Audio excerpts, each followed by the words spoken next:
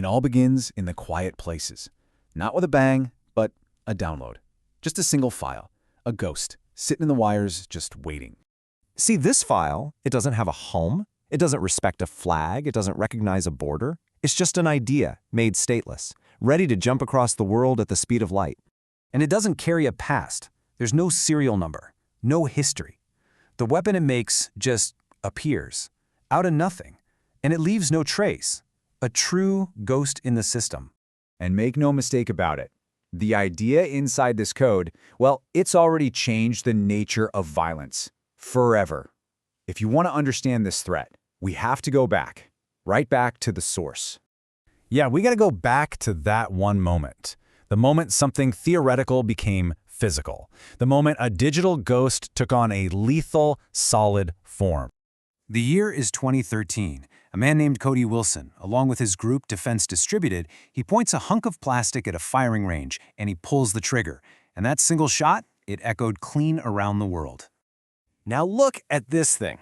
The Liberator was crude, unreliable, fragile, probably more of a danger to the person holding it than anyone else. But here's the thing. Its purpose was never to be the perfect weapon. No, its purpose was to be a statement.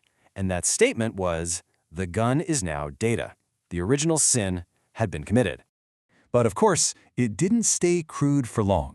You see, the online community, they saw this not as a finished product, but as a challenge. It was the starting gun for a whole new kind of arms race. So here's where everything changed, the big shift. They moved away from these all-plastic guns that were just waiting to fall apart to what we now call hybrids. And that was the quantum leap.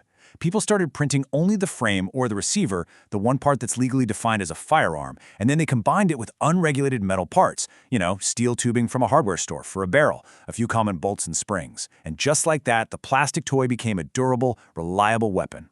And all that evolution, it led to one particular design, a weapon that would take this whole idea from some fringe online project and put it right on the front lines of a modern war.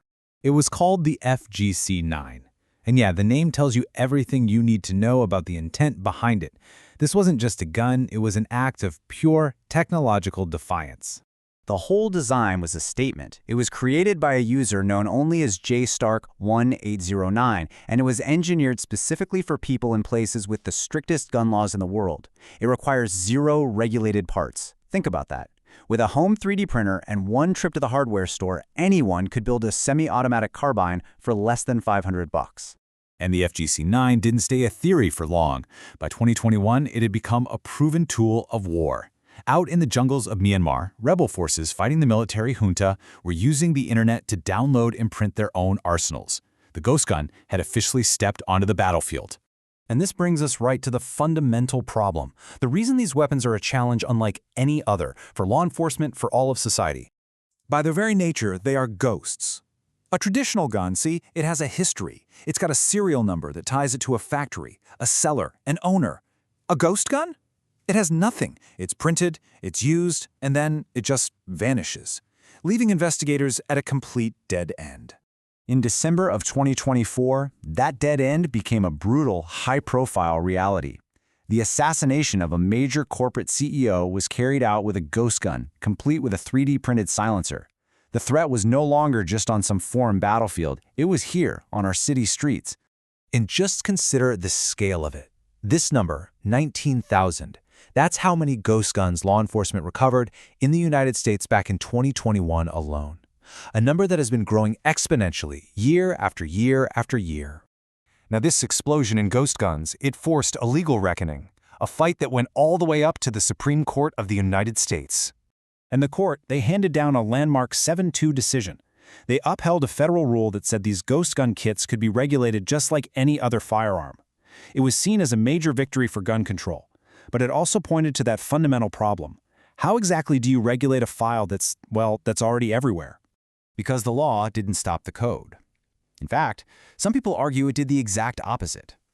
It just pushed the designers to create weapons that were even easier to build, and with even less to trace. So let's look at the next generation, the Urutau, nicknamed the Ghost Bird. It's a significant step up, a more compact, more accurate bullpup design. But the real evolution, it isn't the weapon itself, it's the manual. The instructions now come with a detailed guide on operational security, how to get the parts, print the components, and assemble the entire weapon without ever being detected. Which brings us to the one unavoidable truth in all of this. The code is out. The idea is in the wild. It's been copied, it's been shared, and it's being improved on every single day. There's no putting this ghost back in the machine. You can't pass a law to delete a file that's been copied millions of times over.